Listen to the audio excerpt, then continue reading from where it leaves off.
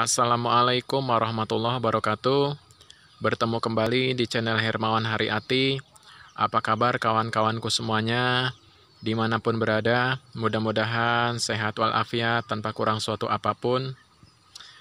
Pada kesempatan kali ini, seperti biasa, saya akan melanjutkan video pembahasan soal kompetensi teknis dari nomor 61 sampai nomor 70 untuk pendidikan agama Islam.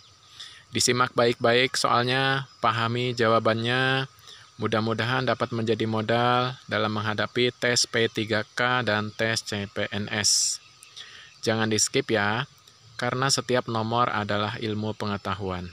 Selamat belajar, semoga sukses.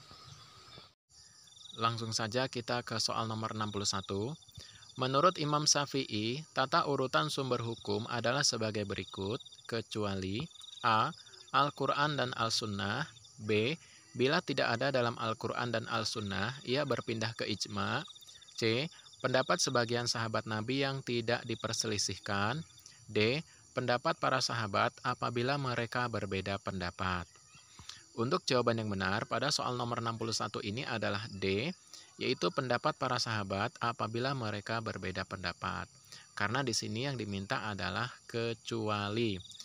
Sedangkan tata urutan sumber hukum Islam yang benar ada 4, yaitu Al-Quran, Al-Hadis atau As-Sunnah, Ijma, dan Qiyas. Jadi untuk jawaban yang benar adalah D, karena ini tidak termasuk. Karena yang diminta adalah kecuali. Kita langsung ke soal nomor 62. Sebelum kita ke soal nomor 62, buat kawan-kawan yang belum subscribe, mohon keikhlasannya untuk tekan subscribe dan hidupkan loncengnya agar ada notifikasi setiap kali saya upload video terbaru. Mudah-mudahan bermanfaat bagi kita semua. Terima kasih. Kita ke soal nomor 62. Tujuan penciptaan jin dan manusia hanya untuk beribadah kepada Allah. Terdapat dalam surat A. Az-Zariyat ayat 55, B. Az-Zariyat ayat 56, C. Az-Zariyat ayat 57, D. Az-Zariyat ayat 58. Untuk jawaban yang benar pada soal nomor 62 ini adalah B, yaitu Quran surat Az-Zariyat ayat 56 yang berbunyi wa ma khalaqtul jinna wal insa illa liya'budun, dan tidak aku ciptakan jin dan manusia kecuali untuk beribadah kepadaku, kata Allah. Jadi untuk pilihan jawaban yang benar adalah B. Kita lanjut ke soal nomor 63. Tokoh tasawuf yang pertama kali mengemukakan konsep zuhud adalah A. Abu Yazid Al-Bustami, B. Abu Laid Asy-Syamarqandi, C. Rabi'ah Al-Adawiyah, D. Hasan Al-Basri. Untuk pilihan jawaban yang benar pada soal nomor 63 ini adalah D, yaitu Hasan Al-Basri. Diingat-ingat ya kawan, bahwa tokoh tasawuf yang pertama kali mengemukakan konsep zuhud adalah Hasan Al-Basri. Kita lanjut ke soal nomor 64. Dinasti Umayyah memegang kekuasaan Islam selama 90 tahun dengan khalifah pertama yaitu A.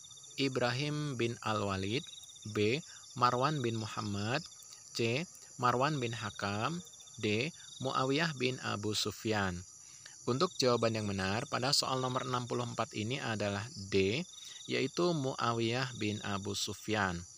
Kekhalifahan ini didirikan pada 661 Masehi. Pendiri sekaligus khalifah pertama Bani Umayyah adalah Muawiyah bin Abu Sufyan atau yang sering disebut Muawiyah I. Muawiyah I pernah menjabat sebagai gubernur Syam pada masa Khulafaur Rasyidin, tepatnya pada pemerintahan Umar bin Khattab dan Utsman bin Affan. Jadi untuk jawaban yang benar pada soal nomor 64 ini adalah D, Muawiyah bin Abu Sufyan. Kita lanjut ke soal nomor 65. Menurut para pakar ahli fikih, bahwa batas nisab zakat emas minimal A. 75 gram emas murni 24 karat, B. 80 gram emas murni 24 karat, C. 90 gram emas murni 24 karat, D. 85 gram emas murni 24 karat. Untuk jawaban yang benar pada soal nomor 65 ini adalah D, yaitu 85 gram emas murni 24 karat. Jadi, ketika kita sudah memiliki emas murni seberat 85 gram, maka sudah memasuki nisab dan harus dikeluarkan zakatnya. Kita lanjut ke soal nomor 66. Seseorang bernazar, jika aku sembuh dari penyakit, aku akan mengadakan sesajian ke makam keramat. Perbuatan seperti itu termasuk titik-titik. A. Sebab-sebab syirik. B. Contoh perbuatan syirik. C. Pengertian syirik. D. Bahaya akibat syirik.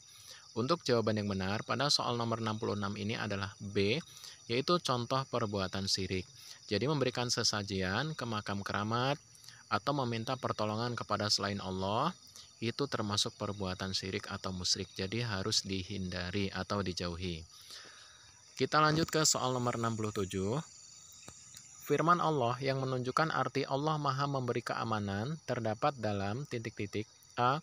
Quran Surat Al-Mu'min, surat ke-23 ayat 116. B. Quran Surat Al-Ahzab, surat ke-33 ayat 48. C. Quran Surat Al-Hasr, surat ke-59 ayat 23. D. Quran Surat Ibrahim, surat ke-14 ayat 12. Untuk jawaban yang benar pada soal nomor 67 ini adalah C, yaitu Quran Surat Al-Hasr, surat ke-59 ayat 23, yang berbunyi sebagai berikut. Bismillahirrahmanirrahim. Huwallahul ladzi la ilaha illa huwa al-malikul quddusus salamul mu'minul muhaiminul azizul jabbarul mutakabbir subhanallahi amma yusrikun. Yang artinya, dialah Allah yang tidak ada Tuhan selain Dia, Maha Raja, yang Maha Suci, yang Maha Sejahtera, yang menjaga keamanan, pemelihara keselamatan, yang Maha Perkasa, yang Maha Kuasa, yang memiliki segala keagungan. Maha suci Allah dari apa yang mereka persekutukan. Jadi untuk jawaban yang benar pada soal nomor 67 ini adalah C. Kita lanjut ke soal nomor 68. Orang yang melakukan dosa besar dikategorikan sebagai kafir. Pendapat tersebut adalah pandangan menurut aliran titik-titik. A. Asy'ariyah, B. Khawarij, C. Mu'tazilah, D. Jabariyah. Untuk jawaban yang benar pada soal nomor 68 ini adalah B, Khawarij. Jadi, orang-orang Khawarij beranggapan bahwa para pelaku dosa besar dihukumi kafir dan mereka akan kekal berada di dalam neraka bersama orang-orang kafir lainnya. Ini menurut pandangan Khawarij. Kita lanjut ke soal nomor 69. Di bawah ini yang tidak termasuk mukjizat Nabi Sulaiman alaihissalam adalah A. Dapat memahami bahasa binatang. B. Dapat menundukkan angin kencang. C. Dapat membelah bulan. D. Memiliki tentara dari golongan jin dan umat yang berilmu tinggi. Mukjizat-mukjizat Nabi Sulaiman terdapat pada pilihan jawaban A, B, dan D.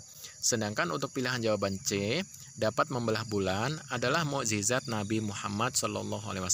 Jadi jawaban yang benar adalah C. Karena soalnya yang tidak termasuk mukjizat Nabi Sulaiman. Kita lanjut ke soal nomor 70. Berikut ini tahap-tahap perkembangan dan pertumbuhan hukum Islam kecuali titik-titik. A. Masa Nabi Muhammad SAW. B. Masa Khulafaur Rasyidin. C. Masa kelesuan dan pemikiran. D. Masa modernisasi sampai sekarang.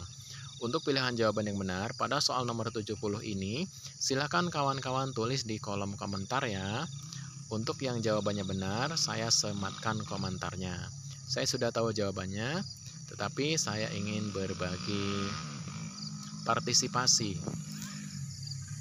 Demikianlah 10 soal tes kompetensi teknis pendidikan agama Islam dari nomor 61 sampai nomor 70.